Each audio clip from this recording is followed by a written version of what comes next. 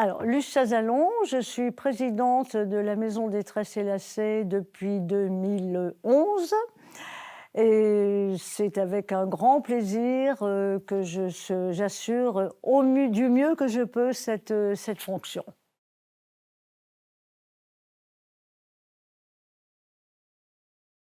La création de la Maison des Tresses et Lacets, donc c'est une création qui est extrêmement intéressante parce elle fédère des structures différentes sur le territoire.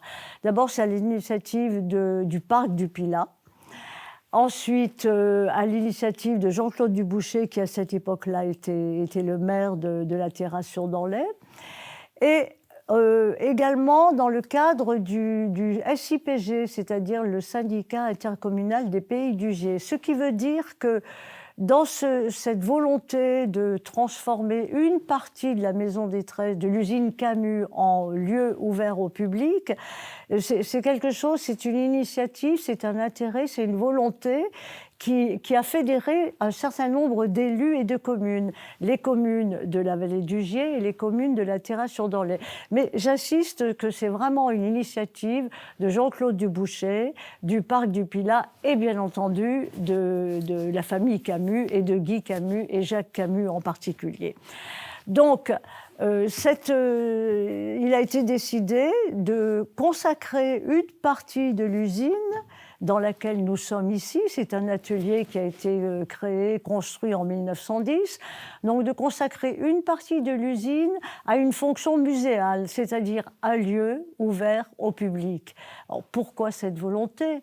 C'est bien entendu pour valoriser ce savoir-faire qui est le savoir-faire du tressage, et puis aussi pour faire connaître évidemment cette activité qui a fait la gloire du territoire, la gloire de Saint-Chamond et de la vallée du Gier et de la vallée du Dorlay, et pour valoriser ce savoir-faire-là.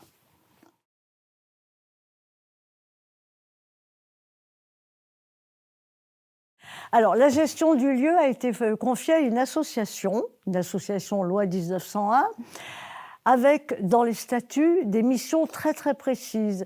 Alors, pour résumer, je dirais qu'il y a 3 objectifs majeurs: conservation d'un patrimoine matériel et immatériel, valorisation de ce patrimoine et bien sûr transmission. Nous avons, tout à l'heure, j'ai dit que nous avions une salariée, mais bien entendu, c'est une association, donc nous travaillons avec des bénévoles.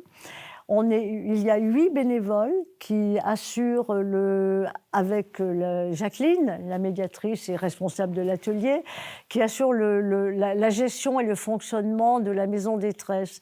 Et je les remercie. Je tiens à leur adresser tous les remerciements, parce que c'est grâce à ces personnes-là, ces bénévoles, que l'on peut ouvrir de façon régulière et rigoureuse au public. Donc on est ouvert du mercredi au dimanche, et de 14h à 18h, il y a une bénévole avec Jacqueline qui assure l'accueil du public. La conservation du patrimoine, évidemment, le patrimoine matériel, il s'agit de conserver en l'état les métiers qui sont dans cet atelier. Il y a environ une quarantaine. Et c'est le grand intérêt et l'intérêt majeur de ce lieu et de cet atelier, c'est que toutes les machines fonctionnent, c'est-à-dire qu'elles produisent, c'est-à-dire qu'il y a des démonstrations en direct pour les visiteurs. Et alors, quand on entre dans cet atelier, qu'est-ce qui saute? Enfin, d'abord, ce qui saute aux yeux, évidemment, c'est les couleurs, mais il y a quelque chose de très, très particulier et que beaucoup de visiteurs remarquent, c'est l'odeur, parce que les métiers sont imprégnés d'huile. Donc déjà, il y a les sens qui sont alertés: la vue, l'ouïe, l'odorat. Et je trouve que ça, c'est intéressant. Et ça, c'est parce que c'est un lieu vivant.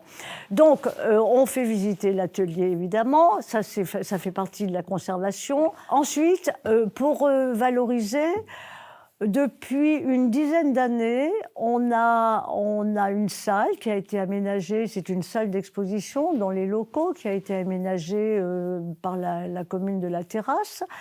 Et dans cette salle d'exposition, on met en place des événements et particulièrement des expositions. Pourquoi? Parce qu'on pense que il ne faut pas rester dans le passé. Et pour lier le passé au présent, voire au futur, il nous semble intéressant d'établir des liens étroits avec l'art textile contemporain qui, depuis une dizaine d'années, a le vent en poupe.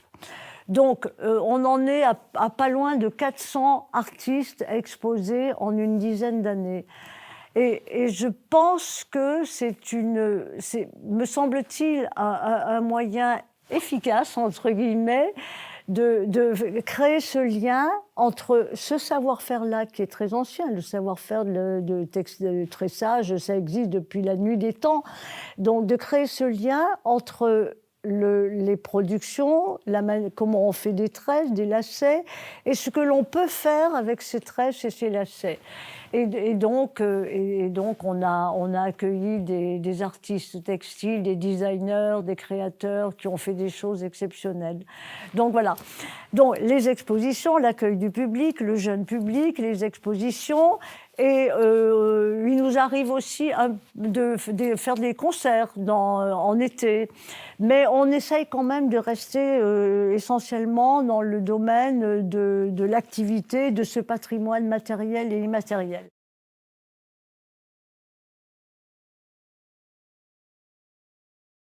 Alors, la maison des tresses et lacets, c'est un moulin. C'est un moulin à eau. Et et ça c'est extrêmement important, c'est-à-dire que c'est l'énergie, on capte l'eau à la rivière, le Dorlay, et grâce aux installations hydrauliques, l'énergie hydraulique était transformée en énergie mécanique. Et il y a tout un ensemble d'installations, c'est-à-dire il y a la captation de l'eau, on conduit l'eau est conduite grâce à un bief dans des bassins de réserve qui ensuite alimente la roue à auger qui faisait tourner jusqu'à 700 métiers.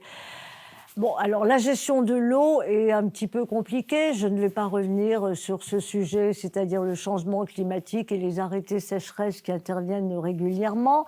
Mais je pense pouvoir dire, en tout cas à ma connaissance, c'est un des rares lieux, peut-être le seul lieu en France, qui se trouve tel qu'il était en 1910, c'est-à-dire les installations hydrauliques et l'atelier. Donc, et ça, ce sont deux éléments majeurs, bien entendu, qui représentent l'intérêt du site. Donc l'énergie hydraulique, c'est vrai que c'est encore une fois un problème à cause du changement climatique, et c'est pour ça que maintenant les métiers sont activés de manière électrique. Mais il n'empêche que ces installations existent, et lorsque l'on met en route la roue à auger, eh bien, tous les visiteurs sont extrêmement étonnés de voir cette énorme machine qui se met en route, qui fait plus de 20 tonnes.